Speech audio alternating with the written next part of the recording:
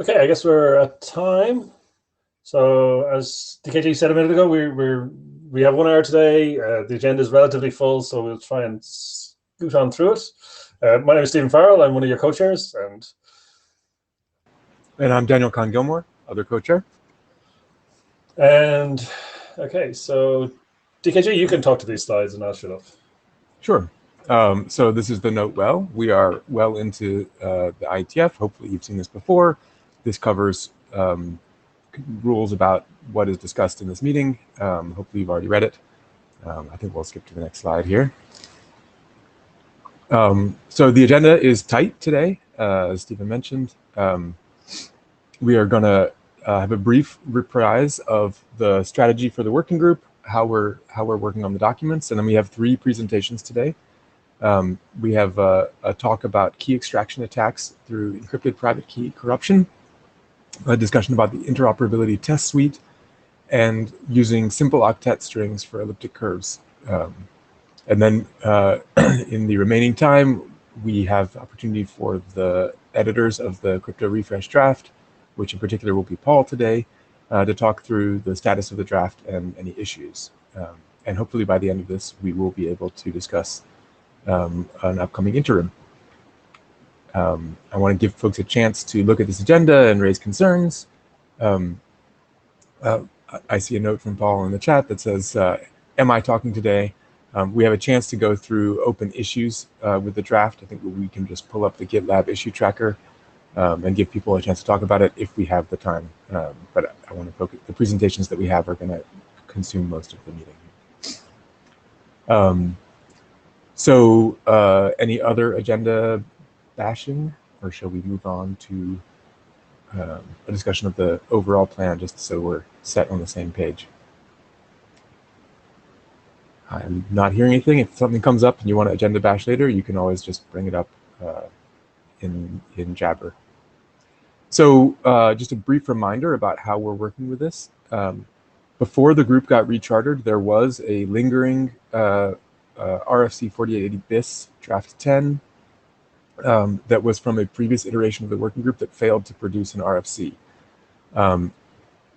In trying to figure out how we could get consensus on a new RFC that still meets the in-charter scope for the new revision of the working group, what we've done is we sort of reset to RFC 4880.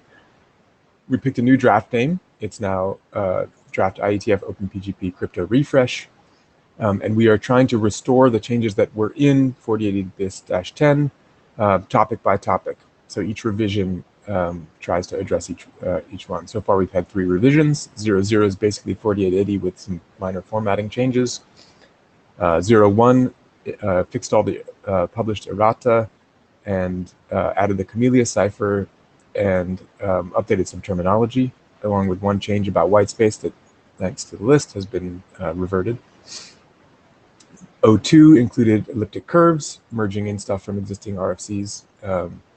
We changed the registries to be specification required instead of IETF consensus or RFC required. We added SHA-3. We brought in curve 25519 for ECDH, and we deprecated some of the older stuff that people shouldn't be using anyway, and we reserved a bunch of code points for what had been in BIS-10. In the upcoming revision, I guess Paul can maybe speak to this later, but I think we're talking about staging ED-DSA and maybe V5 keys and V5 fingerprints in the next one upcoming. And thank you to everyone who's reviewed on the list for these changes. It has been really useful to get a sense of what the working group thinks about them. It's pretty clear that we will fix up some parts of it. Yeah, I see Yoav's comment there about just how legacy the stuff is that we are trying to put in here. But yeah, it's 2021. Let's get OpenPGP up to date.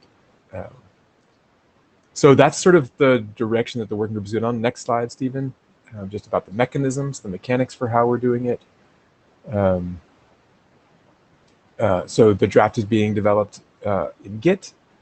We are using a central GitHub repository as a place to keep track of the changes. We're using gitlab.com. That is not github.com.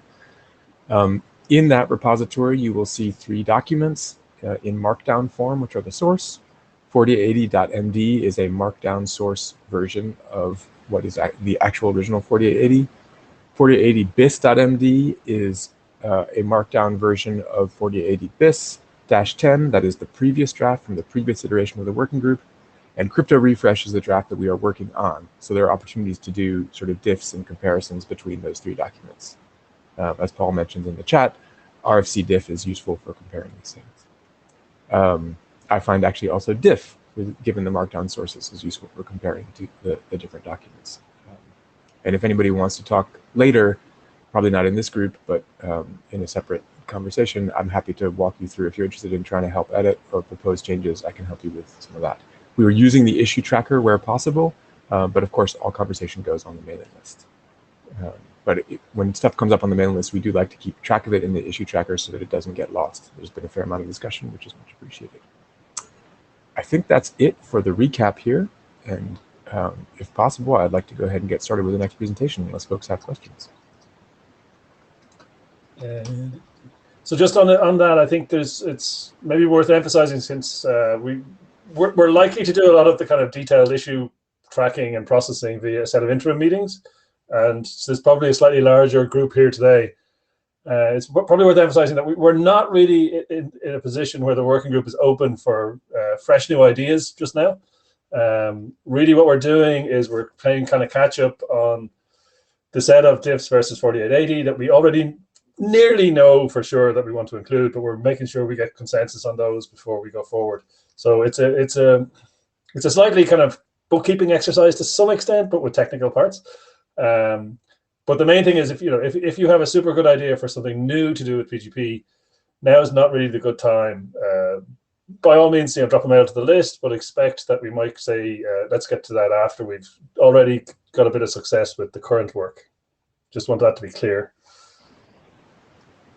Yep. And if there's no questions on the plan, then we will move to key extraction. Let me just pull that up.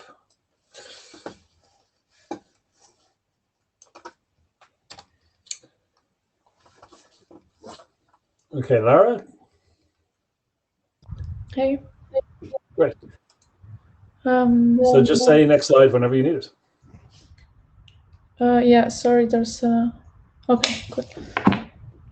Hey, I'm Lara Brusghini. I am a security engineer at Protomail, and as part of my master thesis, I work with Kenny Patterson and Daniel Hoinghans, and we looked into the security of OpenPGP. And one of the questions we are focused on is how far can an attacker go if they have access to the encrypted private key of the victim?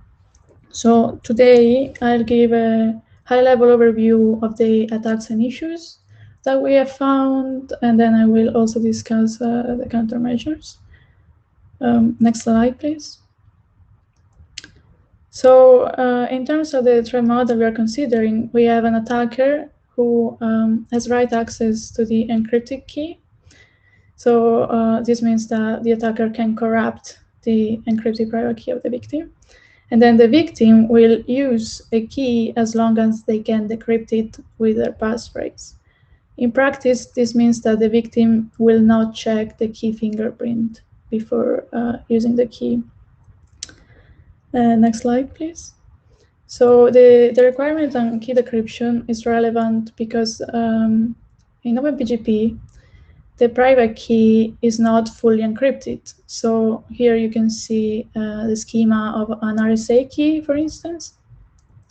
And when you encrypt the key, only the fields in gray are both encrypted and authenticated. So those include the secret key parameters.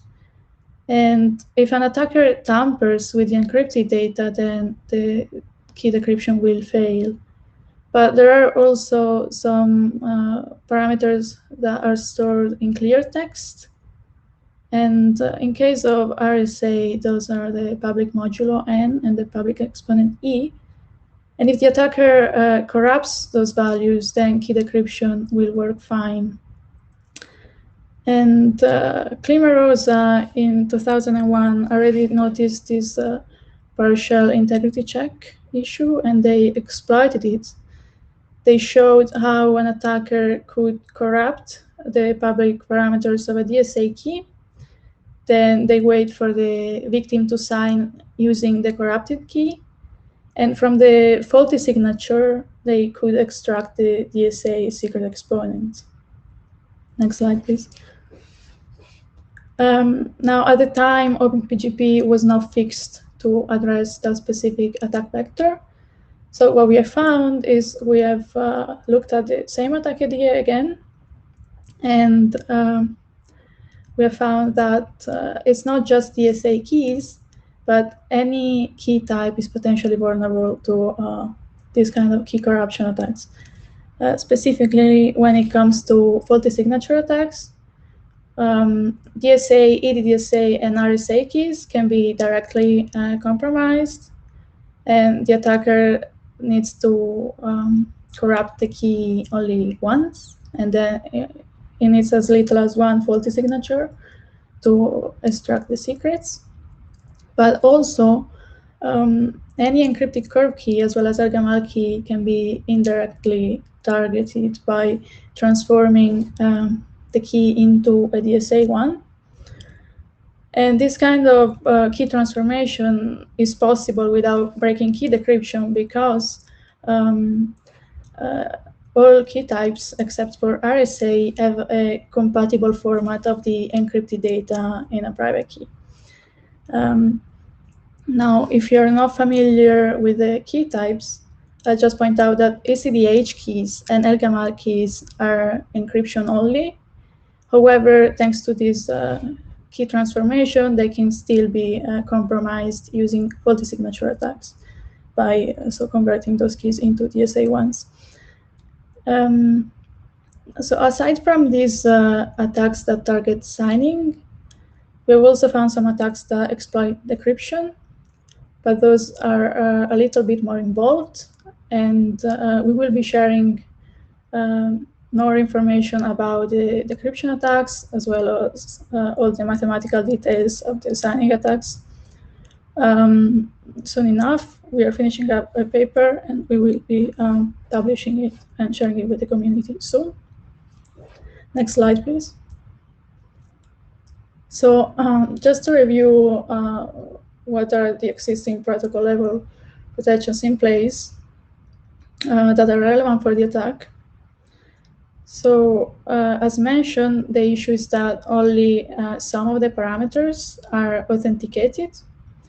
This is either with AAD or CFB, but in both cases, the public values can be corrupted by the attacker, and key decryption will succeed. And when the attacker has control of the public values, it means that the attacker is also free to really replace the subkey binding signatures, for instance, to make sure that they still verify with the corrupted public key parameters. Now, what the attacker cannot do is forge third-party certifications, so those become invalid. And also, if the public fields are corrupted, then the key fingerprint necessarily changes. But to reiterate, that's why in our threat model, we really consider a user that is not careful enough and basically ends up using the key without inspecting the key fingerprint. Next slide, please. And so currently, if an OpenPGP library wants to prevent key corruption attacks from happening, what it needs to do is to perform some kind of key validation after decrypting a private key and before using it for secret key operations.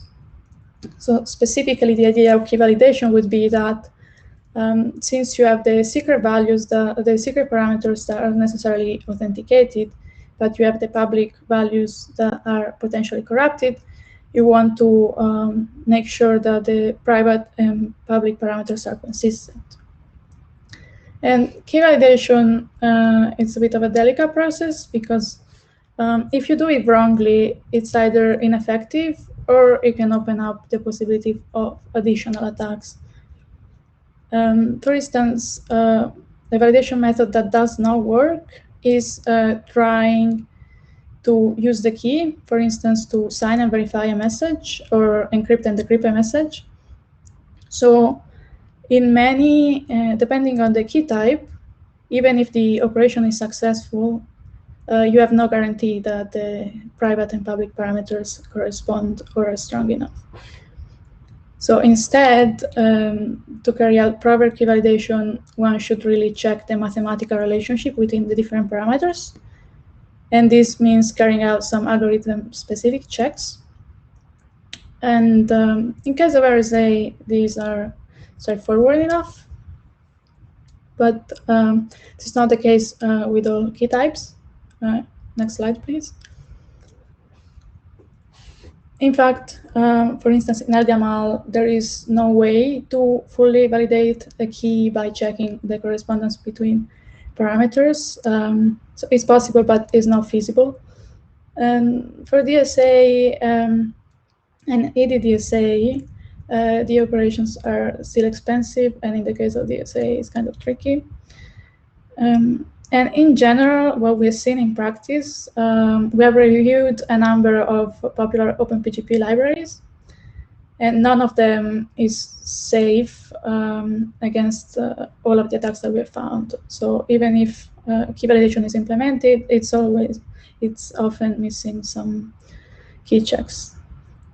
And in terms of end-to-end attacks, we have found 2 real-world applications that are vulnerable to these key corruption issues. So next slide, please. So in light of what we think is the seriousness of the issue and the fact that it's difficult and inefficient for implementations to address the problem, what we would propose is that the standard be changed so that key decryption fails if the public parameters are corrupted. And this can be achieved without introducing any new primitive in the spec. It can just reuse what libraries have already implemented. Specifically, if AED encrypted keys are standardized, then the idea for them would be to put the public parameters and the key type inside the associated data, which is data that is not encrypted but is still authenticated. Instead, if we remain with CFB encrypted keys, then one possibility is to put the public key and hash it together with the private one. Currently, in CFB keys, only the private parameters are hashed. And this second CFB solution is the same that was proposed in 2001 when back the first DSA attack was published. And so the advantage of this kind of protocol level solution would be security-wise that you don't delegate anything to the implementations, and you have a solution that works across all algorithms, and that is really much faster. So that's all for me. Great, thank you. I guess we have time for a couple of questions. I'm sure one of them will be when can we expect to see the full detail, and where, or will you just let us know? We are really reviewing the paper, so I don't want to give any time predictions, but it should be really soon. Okay, if there are other questions, then if people would just like to get themselves raise their hand using the Meet Echo tool, and there's some chat in the Jabber that Kenny's been handling, I guess. Kirsty.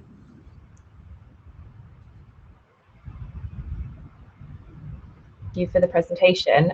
You said you found 2 real-world apps where this was vulnerable. Did you report the vulnerability through their vulnerability disclosure program? Did you get in touch with the apps themselves?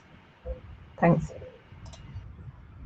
Yes. So both the libraries that we have reviewed and the applications have been contacted. And the application specifically have already been fixed already a few months ago, actually.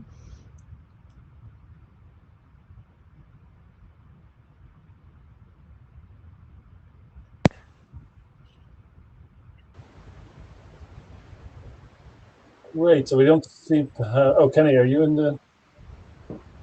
Oh, just to say thanks. We did responsible disclosure, I guess is the short way of saying what Lara just said. And so all the affected libraries have been notified and have had a chance to patch. And as Lara already said, both of the applications we found to be vulnerable have fixed. So I just wanted to say thanks to the researchers, to Lara and Kenny and your colleagues who worked on this for bringing this to the attention of the working group. It sounds like you did a pretty good review of existing implementations, but obviously there may be implementations that you don't know about. So being able to talk about it here should hopefully give people a chance to have a heads up if they have an implementation that they haven't published. So much appreciated for bringing that to the group. Sure. Yeah, indeed. I think it's really good work. Thank you. Okay, and you were exactly on time, so that's even better. Thank you for that too. So I think if we move on to the next one, it's Justice. Hi, can you hear me? Yeah. Yes, we can hear you. So just whenever you want next slide, just let me know and I'll click the button for you. Great. So I'm Justus. I'm here to very briefly talk about my efforts to bring interop testing into the OpenPGP community. If you're curious, you can find the results on tests.sequoiapgp.org, and the presentation is both in the IETF tool and will also be on our website. Next slide, please. Justus, if you could be a little bit louder, that would be great. Okay, I will try to make that happen. Better? Can you hear me better? Okay. So I've been an OpenPGP developer for roughly 5 years. I started working for Werner on GNU-PG in 2015. And nowadays I'm employed by the PEP Foundation. And our mandate is not only to write a PGP implementation, although we did that. Our implementation is called Sequoia. Our mandate is also to improve the ecosystem as a whole. And writing an universally useful test suite has been on my mind for quite some time. In fact, I proposed to do that at the OpenPGP conference in Cologne in 2016. Next slide, please. So why should we do that? So we needed a way to verify our implementation, right? And if we have to do the work anyway, we can make it useful for others too. And this is in line with our mandate of improving the ecosystem. And it's good for other implementations too, because writing tests is a lot of work and they get free tests. And there are secondary effects too. So we hope that users will enjoy better software and increased interoperability. And recently I've learned that this will also help the standardization effort. So the working group can see what's implemented and maybe also see where the implementation is lacking or where implementers would benefit from more guidance.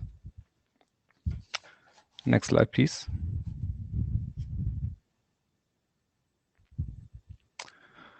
So the tests are black box tests, and there are two kinds of tests. The first one I call consumer tests, where artifacts are produced by the test suite and then consumed by all the implementations. And the other kind are producer-consumer tests. And here the artifacts are also produced by the implementations being tested. So you get this nice interop matrix.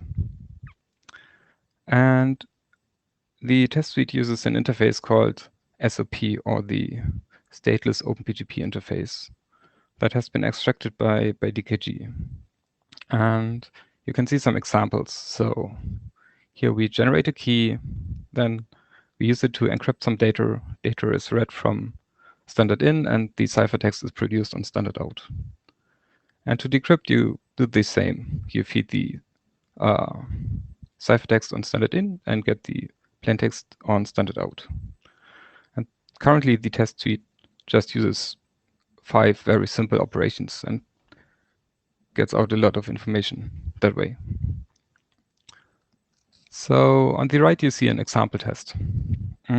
Every test has a heading, and it has a stable link that you can refer to in bug reports. Then you get a description and maybe additional artifacts like certificates. And there is a little button next to artifacts. And if you have the right font, you also get this little magnifying glass in the button. And if you click on that, you get taken to a packet dumper to inspect the artifact.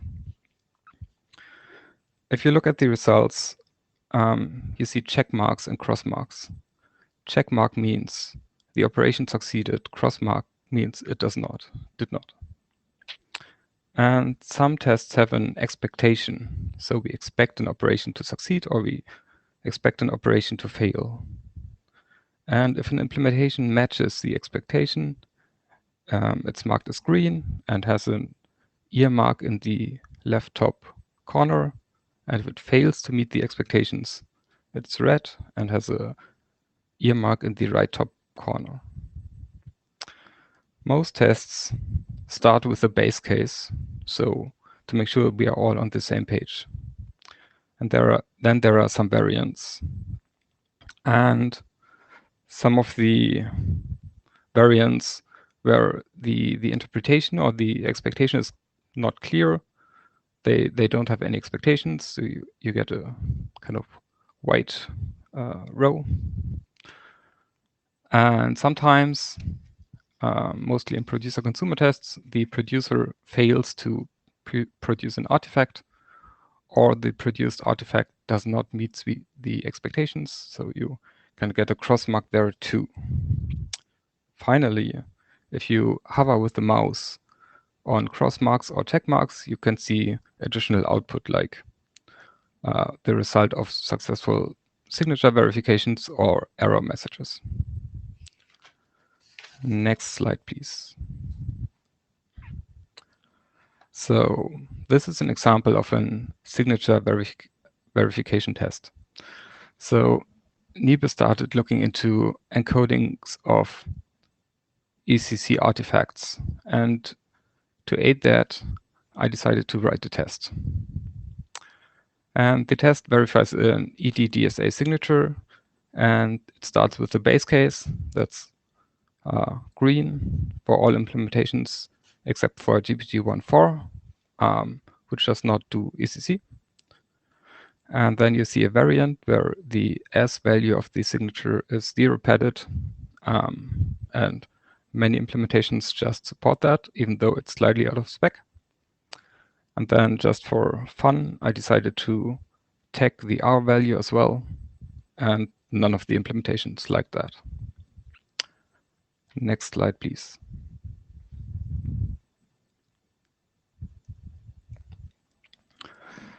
This is an example of a producer-consumer test. So, or maybe we should call it a scenario test.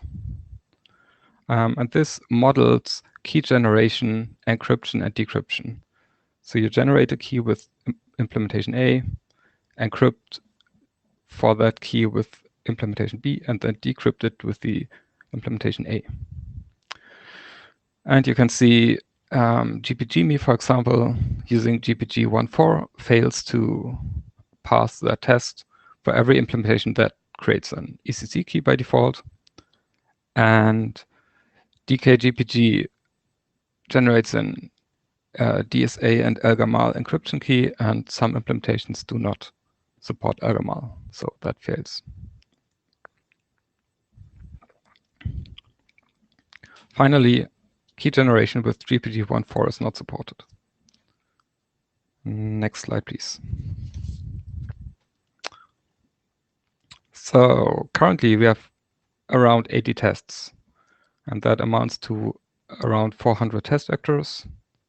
And I found at least 80 bugs and reported around 80 bugs across 9 different implementations.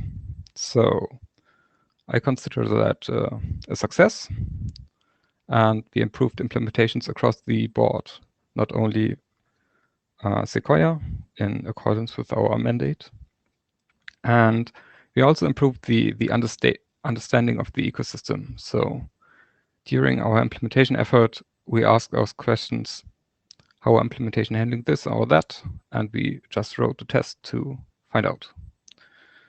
And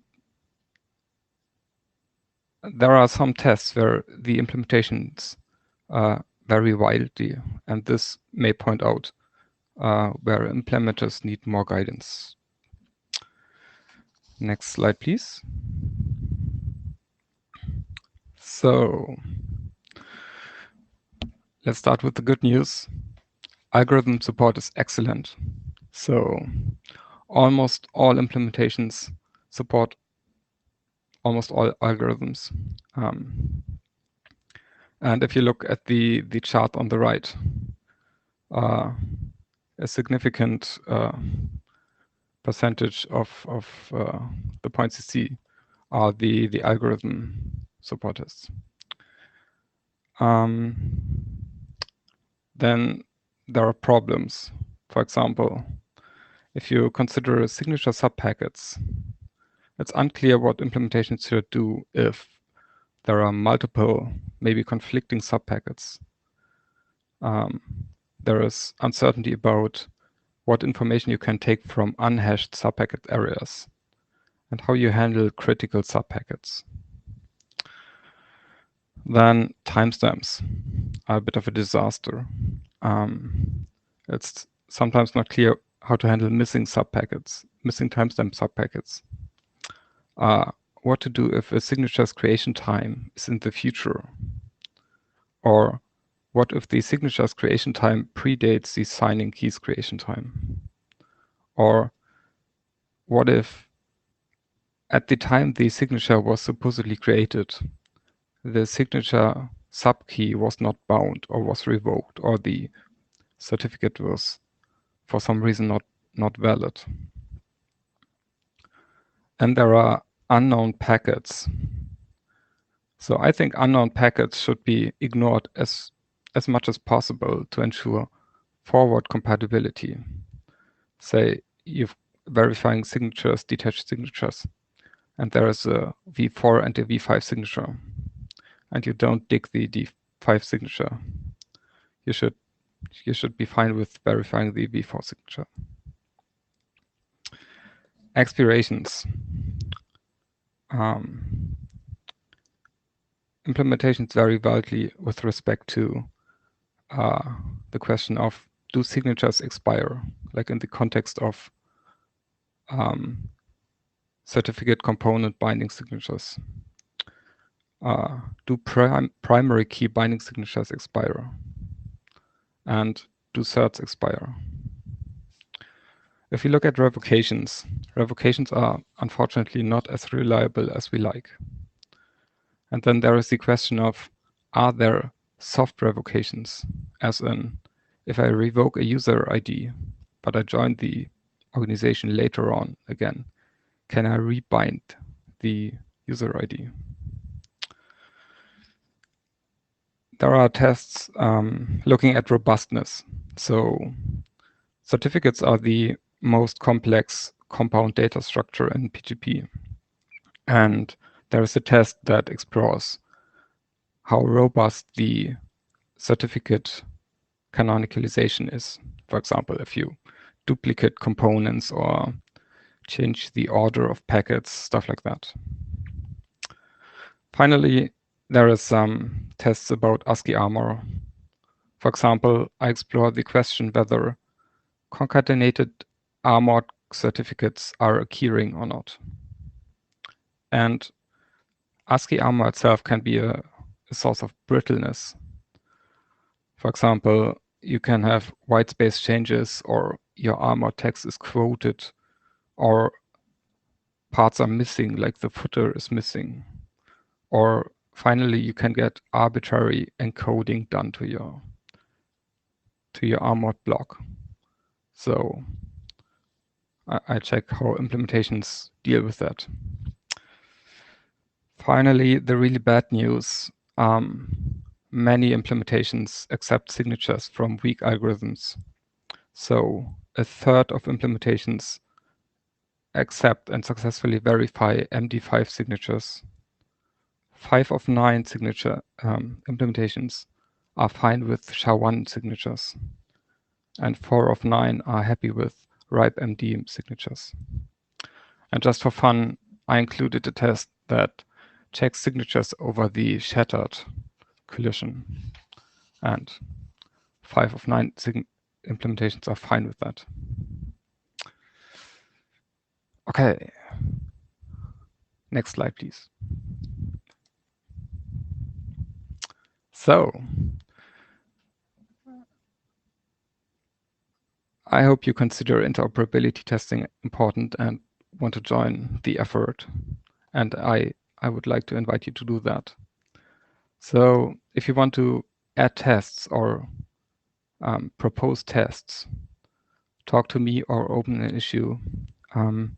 Most artifacts are generated on the fly using Sequoia, but some artifacts are just stored as test data. And if you generate artifacts, please use the common test keys, the Alice and Bob key. And if you want to get your implementation tested, that's really easy. You just need to implement the stateless OpenPGP interface, and then we can plug it into the test suite. To do that, just talk to me. Finally, if you want to argue semantics, I wrote tests and then I thought about what the most useful outcome is, but I could be wrong, right?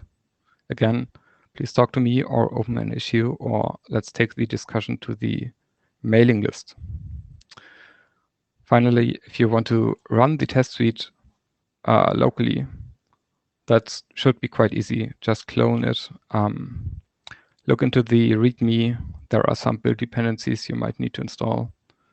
Then you need to install the implementations you want to test, tweak your configuration, and then run it. And you can create both HTML output or a JSON output. And one area where help would be greatly appreciated would be in the presentation of results, because as we add more and more tests, the results become more and more unwieldy. So having a front end maybe that looks at the JSON data and then presents it in a nicer way, that would be very helpful. And that's it. Thank you. Great, thanks. DKJ, go ahead. Yeah, and I just wanted to thank Justus for the presentation and for the tremendous amount of work that's gone into this. I think it's actually highlighted a lot of stuff, and I know that many bugs have been fixed as a result. We have a little bit of time for questions, but we're a little over time right now. Do folks have anything they want to raise? You can just put yourself in the queue by raising your hand. I want to encourage people to take a look at that. If you're in the working group and you have not looked at the interoper test suite, you're missing out. This is something that I think really makes it useful for implementers and for those of us who are working on the spec itself to get a sense of where things might be confused or confusing. So thank you, Justus. So our next presentation is about simple octet strings representing new elliptic curve points in OpenPGP. Nibe, take it away. Hello, hello. I'm Nibe.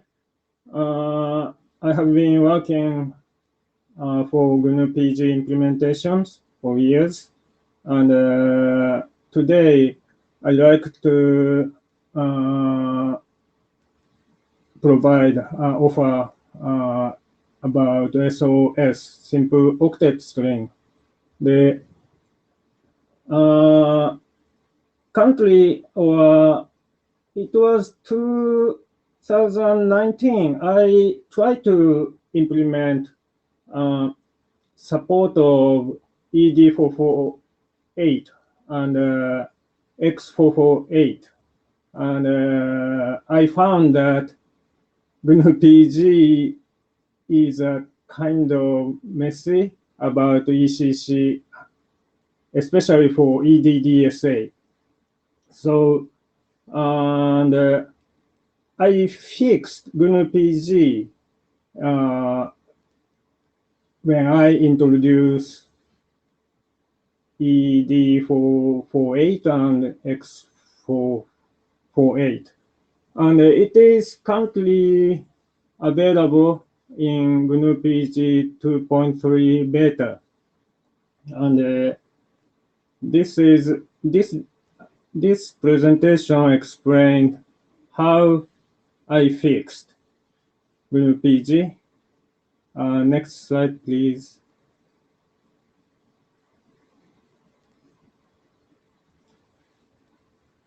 Basically, SOS is a variant for MPI, multi-precision integer. OpenPGP defines multi-precision integer, but for ECC, an EC point is encoded into MPI. I think that that is the cause of many troubles. And for curves, which format is big endian, it is okay. But these days, modern ECC use little endian format. And because of that, we have zero removal problem, or any existing implementation which support ED25519 have to support zero recovery things. So currently the crypto refresh document will be introduce EDDSA in the next step, and you will see the problem. And next slide, please. The SOS definition is simple. It just changes the definition of MPI, and no semantics, but it is an opaque string. Because there is no semantics, we can avoid zero removal things. Next slide, please.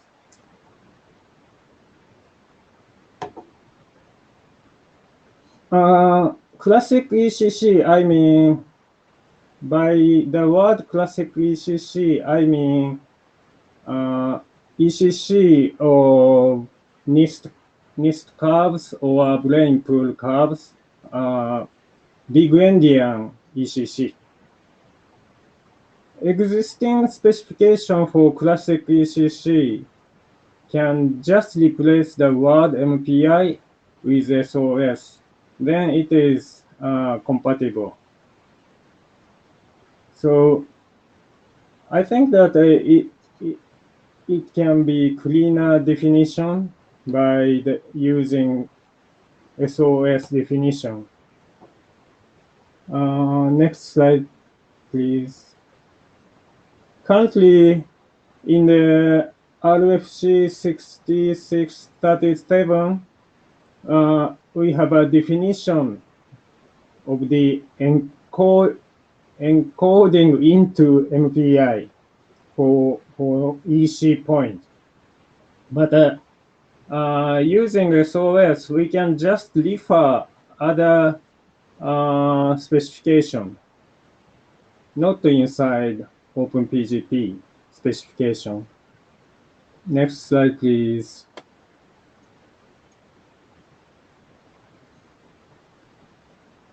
Now I use idea of SOS to support ED448 and X448. Because new modern curves uses little endian format, SOS is better. I use SOS to represent scalars, scalars and EC point.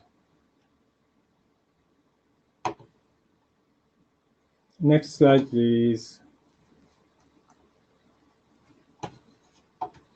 But currently, already many implementation of OpenPGP adopted ED25519 and curve 25519. And ED25519 has been implemented before the idea of SOS, and it's a kind of mess. And curve 25519 key and encryption by ECDH was introduced by me into WinPG some years ago, and it's done before the specification of X25519 and the idea of SOS. So for those things, we need special care. Even if we don't use SOS, or even if we use SOS, because of existing data, we need care about corner cases. Next slide, please. Here is special things for EDDSA with ED25519. Somehow we invented the prefix 40 to represent an EC point. The prefix has been introduced to, the intention was to avoid zero removal problem. But unfortunately, the prefix was not used for the signature part of R. So here, zero removal problem is there. Yes. And because of that, implementation have to support zero recovery. Yes.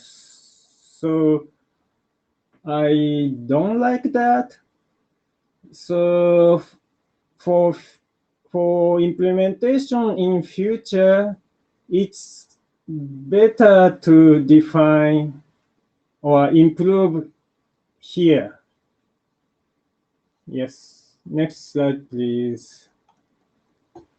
And another special thing is curve 25519 ECDH. Here we also use the prefix for 0. But strange thing is that secret key is scalar represented as big endian MPI. And that's because of the when I implemented ECDH with curve 25519, specification of X25519 was not available. And to conform RFC 6637 idea, it have to be big endian. Yes. Next slide, please. And if I understand correctly, zero removal issues the causes historical things. There are culture of ASN.1, basic encoding rules, and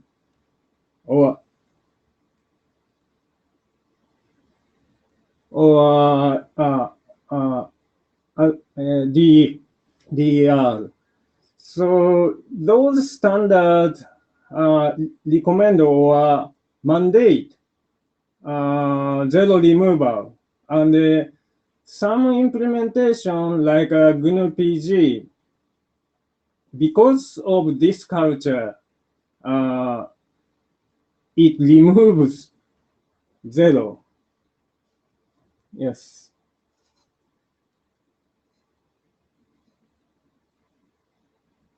And next slide, please.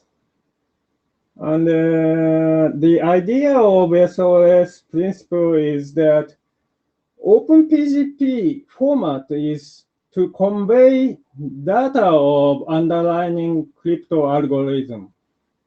And it is underlying algorithm which define the data format itself. And next slide, please. Here I explain 3 alternatives to SOS. At first, when I try to implement ED448 and X448, I was about to adopt easiest approach. It's basically following the ED25519 and the CARB 25519. But I changed my mind because of these pros and cons. It was easiest for GNU-PG, but the all problem of zero removal or zero recovery things have to be there. So the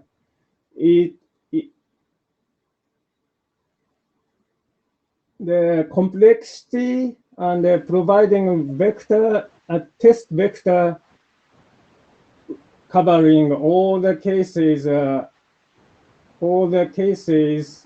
quite complex. So Nibe, we're running a little short on time. I apologize. Yes. Yes. Yeah. And next slide, please. So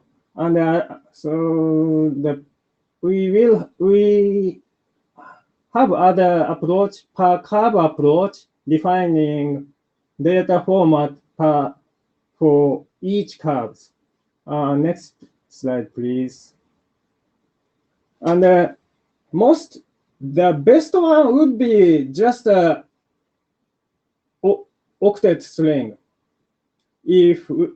But it would require new algo number. Yes. And next slide, please. So my conclusion is that SOS is a compromise to introduce other modern curves of ECC without diverging from standard implementations. It's a bit strange, but backward compatibility is good. And that's my presentation. And basically, my point is that when we try to introduce EDDSA things into the standard, you will see problems. And I don't have a strong opinion to push SOS into specification, but we can share the experience of current EDDSA problems. Thank you. That's my presentation. And next slide is questions. Thank you, I guess Nibe. we have, I guess we have not that much time. So Phil, if it's a quick comment or question, speed would be good. Thank you. Yeah, I was just going to say there is another way that you can skin this cat, and that is the one that I do in UDF, which I dropped into the comments, where I use a random seed and a per algorithm key generation mechanism. It's defined for ed 25519 or whatever. They specify how to generate the key from random information.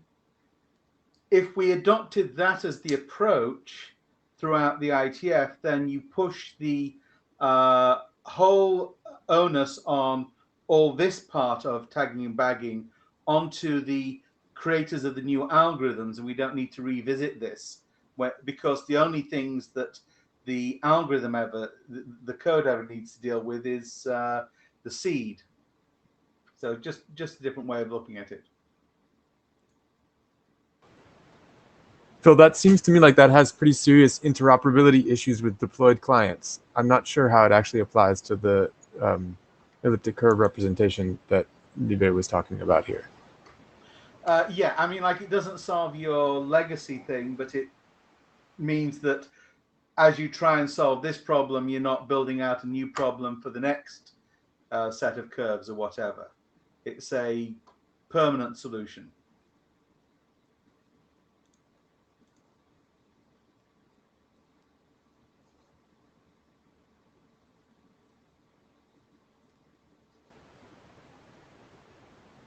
So we are pretty close on time here. The session has, I think, 3 minutes left.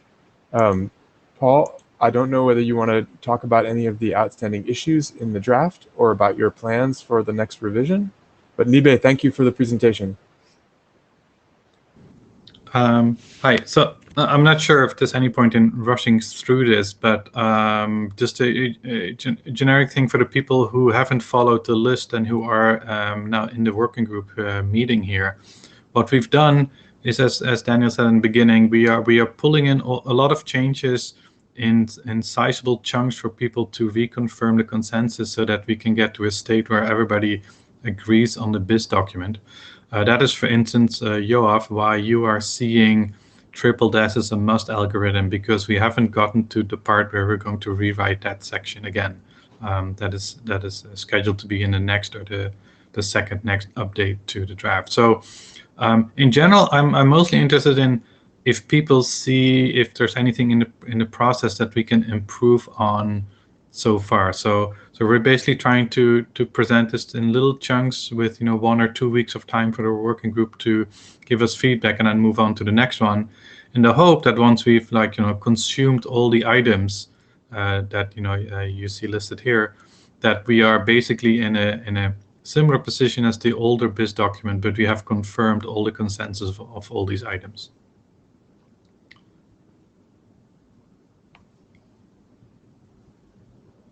Great. Please join by raising hands if you want to speak to that. But we can also follow up on the list if folks have suggestions about other ways to improve the process, like Paul was asking for. And so the previous presentation is interesting in that it would have, if we would pull this into the BIS document, then we would have to see, because that would prevent that would help us in specifying some of the newer curves that we're about to merge in. We would have to do that in this newer way. So I'm just the editor of the document, so I would hope that the working group will at least discuss this SOS mechanism in the next 2 weeks, so that we can figure out how to incorporate that or not in the crypto refresh. Great, thanks, Paul. And I guess the last topic we wanted to cover really was our assumption was that we'd have one or a couple of interim meetings, depending on the cadence of production of new drafts. I don't think there's too much to say about that here now, but just wanted to raise that that's the plan basically on how we think we'll be working between now and IETF 111.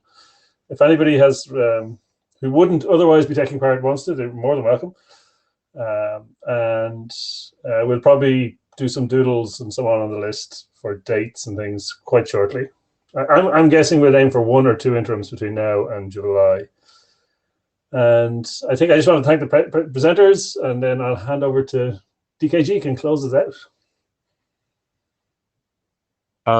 I think that covers it. I'm not sure I've got too much else. I'm hoping that we can get more people to give some feedback and proposed fixes on the list, and hopefully the editors will be able to drop a new revision in the next sometime in the next week once you've had a chance to recover from the IETF. So thanks everyone for coming, and we'll see you on the mailing list. Thank you, and goodbye.